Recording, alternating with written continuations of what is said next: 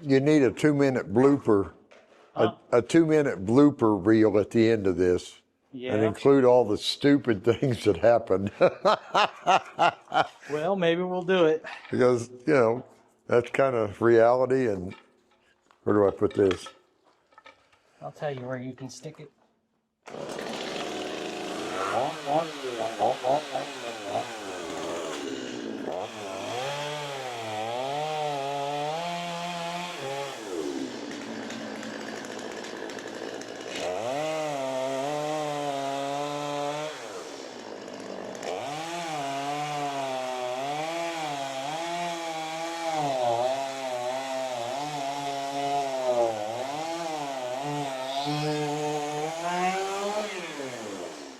Hey, don't you think it should be 2 people doing that? I don't know. You're the one who told me we needed 2 hooks. Hey, it's Brock here from Rock Hill Farms, and today we're going to be buying some logs and cutting those up for siding on my sawmill shed. That project has been dragging out for way too long and I need to get it done, but I'm trying to do all the siding out of softwood that I cut myself. And I'm running out of small softwood trees here on my property because almost everything we have is oak. So I'm gonna go buy some pine logs today, and we're gonna see how economical that is, how viable it is. How much money am I saving by finding my own trees and cutting them down? So I got my dad here with me today. He's gonna be doing all the work. I'm gonna be doing all the talking. That's normal. We're getting the logs from Scott Case. If you guys follow the channel, you know Paul Case. He's our local farmer, logger, firewood guy, preacher, and fireworks salesman. I don't know what he does, but his son Scott is a full-time sawyer as well. So we're gonna get some logs from him. They always give us a good price, and we'll run through some of those numbers as we're turning this into lumber. Sounds like fun. The big hassle with buying logs is getting them home usually, especially if the person doesn't have a way to transport. You have to take your equipment. If they don't have a way to load the logs, you've got to take your equipment to them and load, then go back for the equipment. So it's 3 trips. Now a good, well set up log arch trailer with a winch on it would solve that, but I don't have one. He's done a bunch of upgrades since I was here last. Oh, yeah? He's widened his driveway. All the slabs are now off to the side. Got tons of logs. Mm-hmm. Got a lot of slab over there. We ought to buy some of that slab wood and make firewood. Yeah. Well, I seen somebody trying to sell it. Back when my dad had a sawmill, we'd give the stuff away. We only charged if we cut it up into wood. It was just a byproduct we couldn't use. They only ask $10 for a whole pallet. Yeah. A whole bundle that's like takes up a whole trailer. Last time I was here, the building didn't have a front on it at all. Yeah. So he's done a lot.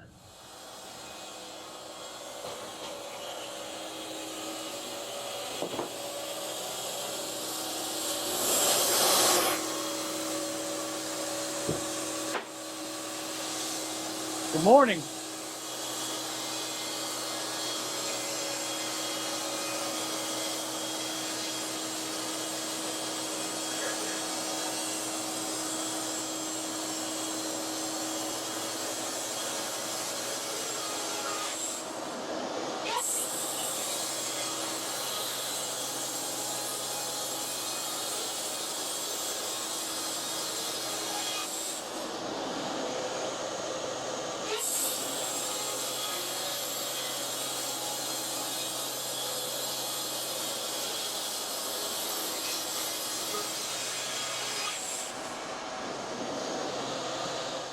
The majority of these logs, your dad cut, or are you buying a lot?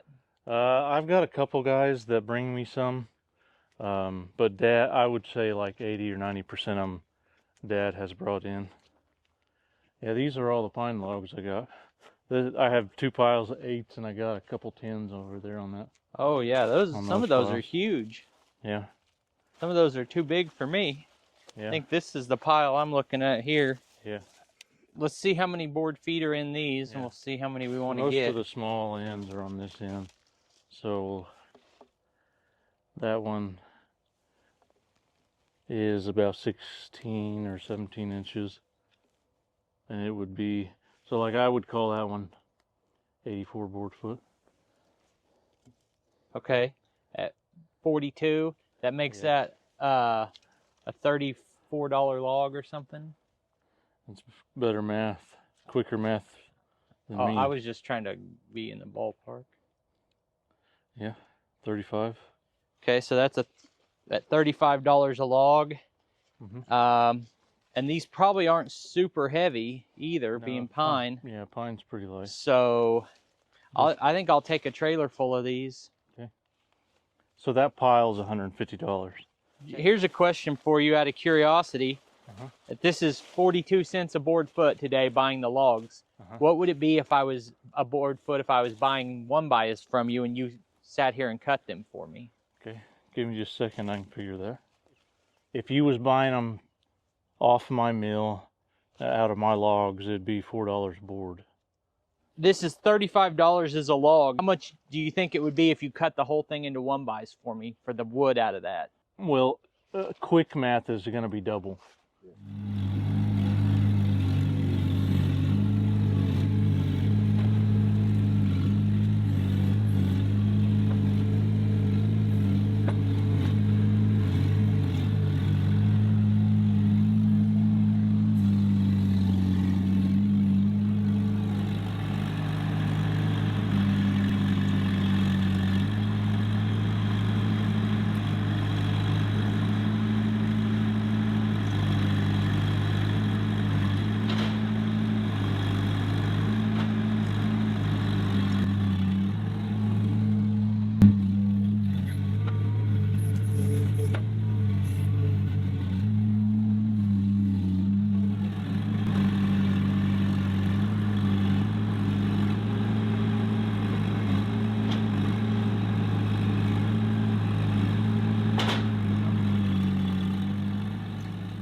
How old do you think this thing is? This one? Yeah. It's like a 90 something, but it was used at a one farm fertilizer in their fertilizer building. That's why it looks so bad. But it's pretty handy. It's four-wheel drive. Pick up about any log you've got here. It's except those big ones, except those real big Which ones. those are probably 5,000-6,000 pounds, aren't they? I'd say pretty close, yeah. This honestly seems like about the perfect machine for what you do. Yeah. I mean, tight spaces, high lift. Like it a little more than my skid steer because you're away from the forks. So when you're got your forks way up in the air unloading a truck, it doesn't feel like you're peeking up through the cab and got the weight right above you. Yeah. You can see it.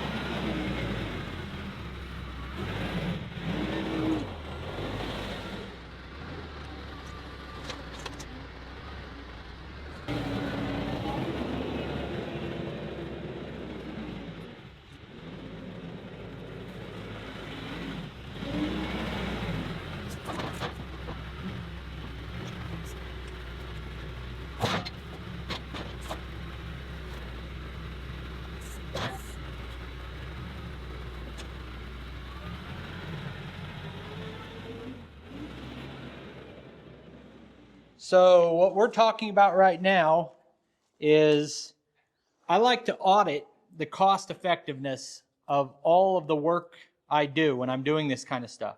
Am I saving money cutting my own wood? Is it better wood? You know, what is the reason for me to be out here working besides just enjoying the process? So these logs, we bought them as logs for 42 cents a board foot. And this is pine. And that board foot calculation is estimating what it's going to yield. It's already accounting for the scrap. We don't have to factor that in. Now we ask the small business, local sawyer, if we had him just saw this into the boards we want for an estimate of what it would cost. And he said it'd be about double. So you'd be looking at $84 or 84 cents a board foot. Now we just Googled this, and your cheap pine one buys at Lowe's are coming in at $1.50 a board foot. So you can buy this fresh cut for about half the price of buying it at Lowe's. And I think it's going to be a better quality board. Now the difference is that wood at Lowe's is already dried. But also, when you look at a 1-inch board there, you're not getting a 1-inch board the same as you are here. So it all depends on what you're looking for, I guess. But this lumber is going to be half price of what it costs us at Lowe's. And we have the fun of cutting it up. Yeah. The other thing I look at is it worth it for me to cut it myself? Because I could have just asked him to cut these and pulled up and grabbed a load already cut. Yeah. So this particular log was $36, and it would have been $72 if I had him mill it. So I saved $36. We're getting paid $36 to cut this log and up. $140 if you bought about the same amount of lumber, using the same math we've been going through. Yeah. So the choice to buy it from a sawmill, mill it yourself, or to buy it from a lumber yard, you're cutting your cost in half each time you step up in the process. But I would say this will take us about 30 or 40 minutes, probably 30 minutes at the most to do one log. So I'm saving $35 for 30 minutes of work. And I think the fuel and the wear on the blades is pretty incidental. It's a small cost for one pine log. Here's what I got for $150. I got that log and all of these. So you can tell the math there. I think the biggest, most expensive log was $35. And 7 logs for $150. You're talking about $21.50 average per log. As far as milling this up, there are a few challenges. This end is a lot fatter than any of the rest of the log. And so milling it like this, the way it's turned now, would require us to lift this side up probably 4 inches or so. The problem with that is only the end is that much fatter than the rest. Most of the rest of this is pretty consistent diameter. So I think on this log we'll have better luck if we roll it over and have that straighter edge down. But we don't want this knob sticking up right here to land on a bunk. So I think I'm just going to cut this part off right here, and then we'll roll it over to start cutting. So I was imparting the wisdom of the ages. We were recording the best content we ever recorded, and the camera wasn't on. And then I ran out of fuel halfway through cutting this little nub off. So it's not going my way. I probably should just put the saw down and go inside.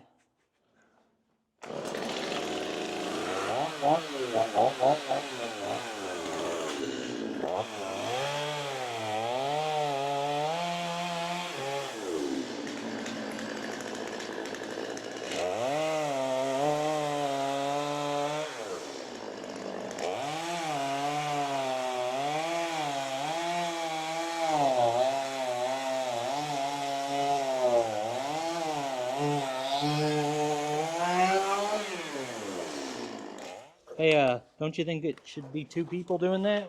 I don't know. You're the one who told me we needed 2 hooks. You're rolling it up on there. I said it wouldn't be a bad idea. Still don't think it's a bad idea, but we may not have to have. The best practice is to drag it towards you and then roll it, so that it doesn't try to roll up on there. Where are you going with it? I thought we was far enough. I think I I was coming around to see if it was rolled far enough, and you just kept rolling.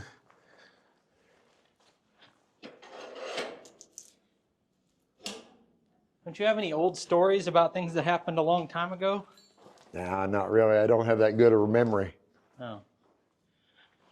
My old stories, I all remember them wrong, so, you know, the fish get bigger the more times you tell the story, that kind of thing.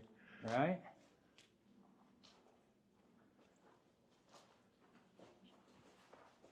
Well, if the fish get bigger every time you tell the story, I'd just keep telling. Yeah. I like big fish. Yeah. I like little ones filleted and fried. Oh, man. Mm-hmm. Somebody didn't back the blade tension off last time we ran the mill. I'm sorry. Oh, yeah, Definitely. I wasn't here. Oh. Or maybe I wasn't. I don't know when you milled last. I guess I can blame you either way. Yeah, just as well. It's not like it changes my paycheck any. You ain't likely to fire me for it.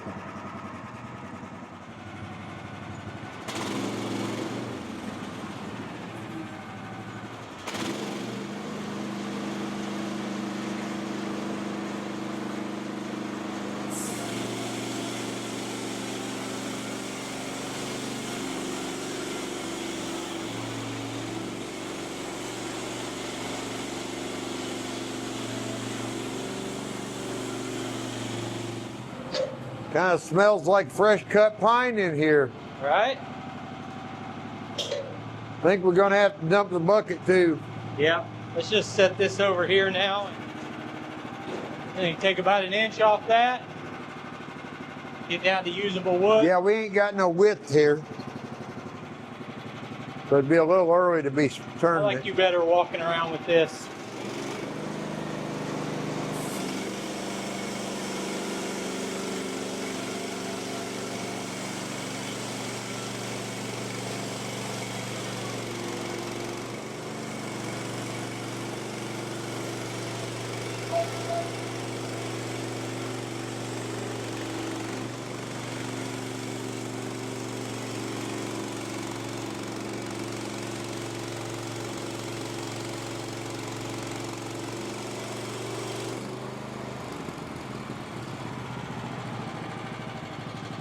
I think you could make some nice looking stuff if you knew what you were doing.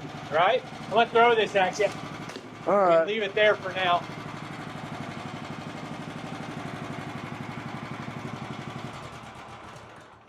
Yeah, for somebody else, that 1 inch live edge is what they're after. For me, I'm gonna cut it into firewood. I just can't think of what I would use it for. I mean, it's useful, but it's time consuming to make use of it. I'd be tempted to take some of it home, stack it up, and then just, if, you know, have a little bit on hand so that at some later date, it would come in handy, but. Yeah, I like keeping a little bit of it, but mostly I'm going to turn that stuff into firewood. And it's, you know, it's not like... If you saw very much, you generate more than you're going to use. That's the thing. Yeah, and it's not like firewood is waste. No. You know, people pay money for firewood. It's a commodity just like lumber. You need some help rolling that, little boy? I don't. Okay. This stop here might not, it's far enough. Where are you going? Oh, you're trying to go all the way down? Okay. Yeah, I was going to pull it this way. I think we need to put a rollers in the top of these. Yeah, Woodland Mills now has a do roller they? set that they sell for the bunks. Well, that'd sure be nice, because that would have went right on over if it had a roller there instead of just an angle. They've got rollers for the top of the stops, and they've got rollers for the actual bunks. Just needs shoved off, I think. There it should be. Yeah, I could have went 90 degrees. The bigger they are, the more likely I am to go 180 first. Yeah. Because when you go 90, you're using the log clamps to hold it up in kind of an awkward spot. And I think that's easier when it's smaller.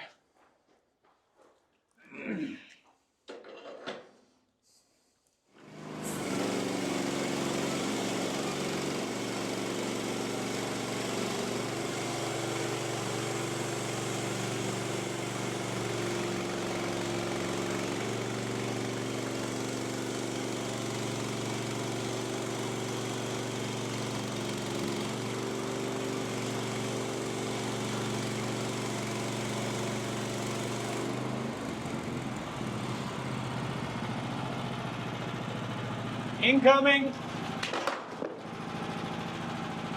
That's a fairly thick slab, but if you'd have taken it off in smaller sections, it still wouldn't, the other slices wouldn't have been usable, and Yep. it makes better firewood if it's thick. Exactly. That's what I'm going to burn that myself instead of selling it as firewood, and I'd prefer to have the bigger pieces. About 7 inches. Yeah, we're getting up to about 7 inches, and the length in this material is plenty long enough that you'll probably be able to cut most of this narrower end off anyway.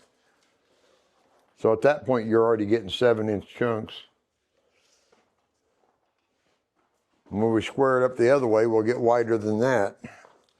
Yeah. I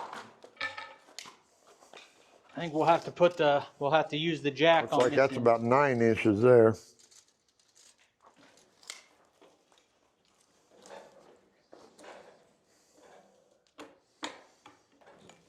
Keep it from It's twisting. kind of and then- teeter-tottering because the middle's high. Like you said, you'll have to use the jack on it. Or we'll have to trim off that big knot. Trim. And right now, the Or- knot's right above the bunk. We can scoot this either direction and it won't be on top of the bunk anymore. Yeah. I think we'll scoot it that way so we can still use the jack. I give it the old heave ho. That ought to do it. That ought to do it. But now we'll have to probably move this stop down because we're not going to hit it. Yeah.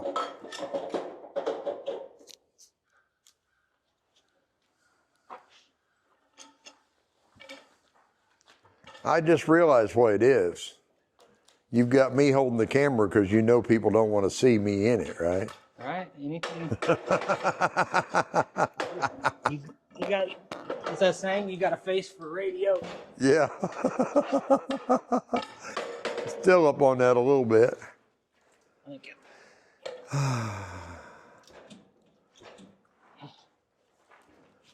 Let me give you a hand there. I got it. That's enough to hold it while I put the jack under that end.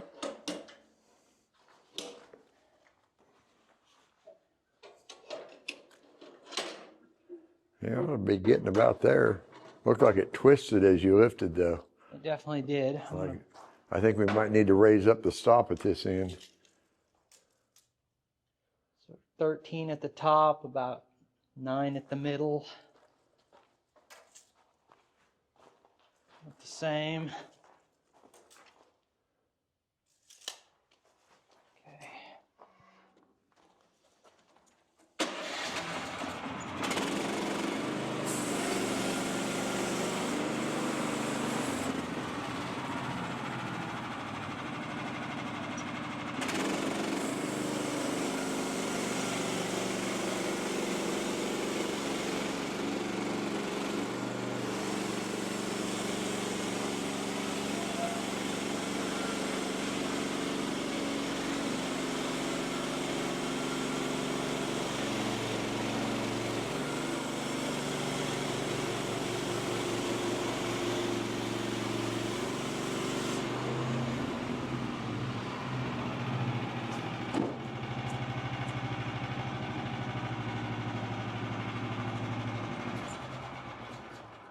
Oh, she's a beaut, Clark. Yeah, getting there. Starting to look square. Now we can Let the jack down.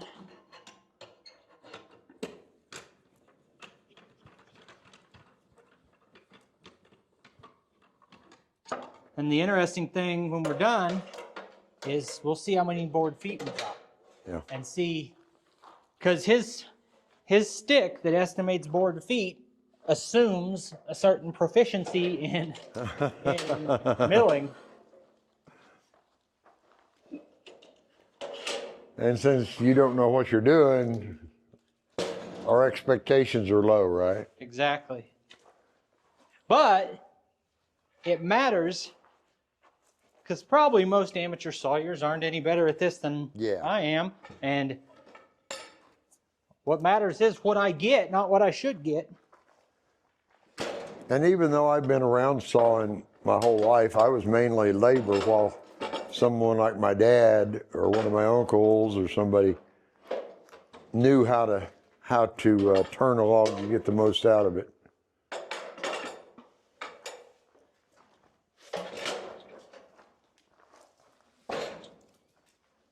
Now we might want to lower the stops. Yeah. We'll put in the short stops. I'm always concerned about losing it, cutting into one, because so many people have said that's kind of a rite of passage when you buy one of these. Sooner or later, you're going to cut one. Yeah. I'd like to prove them wrong. Right. In case you're new to the milling process, whenever you get down low, you drop these in. They have a stop. You drop them all the way down. And that lets you mill within 1 inch of the deck. But you can't do that until you have 2 square sides. Now I got to remember, I think he said 84 board feet is what we should get out of the biggest log. But I don't know, this probably isn't the biggest log. Oh, there is a stop clamp down here. Oh, we're good. That ought to be a little more secure. What he means to say is, that ain't going nowhere. Yeah. That ought to be a little more secure. You put your pinky up when you drink tea. Absolutely. That ain't going nowhere. That's to keep from pouring hot coffee on your finger when you tip your cup up. Literally every time I cut a log, it's painful to me how much you waste. And then every time I have that same conversation with myself, I'm not wasting it. I'll use every bit of the offcut.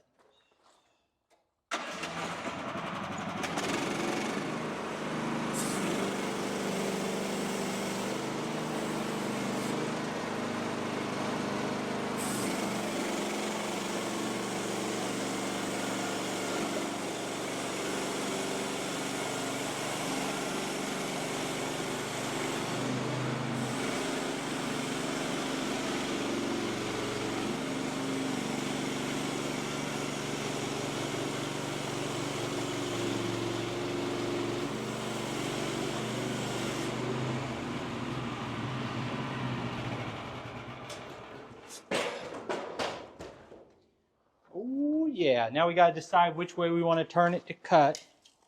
Well, We got either 9-inch boards or 7-inch boards. for the most part, I think you want wider, don't you? Yeah, I think I'd rather have 7 9-inch boards than 9 7-inch boards. Okay, so we'll zero that here. We'll run all of our measurements from there now. And you might even back off a little bit and go like 15 16ths or something, so that you do get full 7 boards.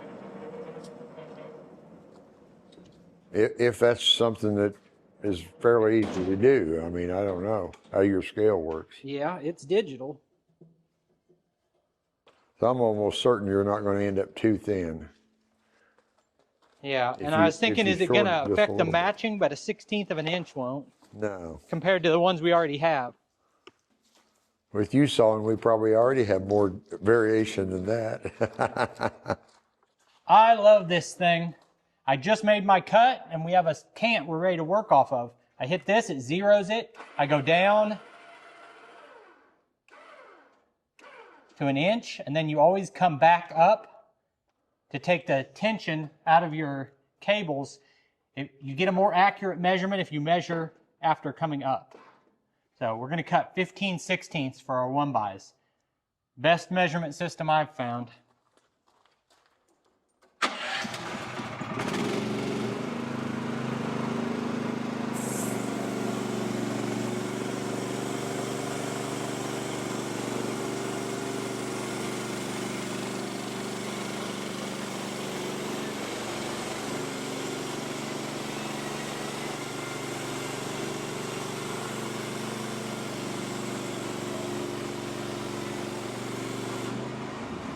I think we'll set this down again so that you can stack them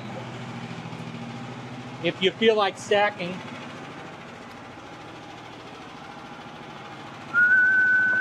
Let me know if I'm too bossy for you. That's some pretty stuff. Yep. Good enough for the girls I know. Yep. So now I zero it again. So I'm not doing math about every cut I make. I zero it again, go down to 1 inch and back up again.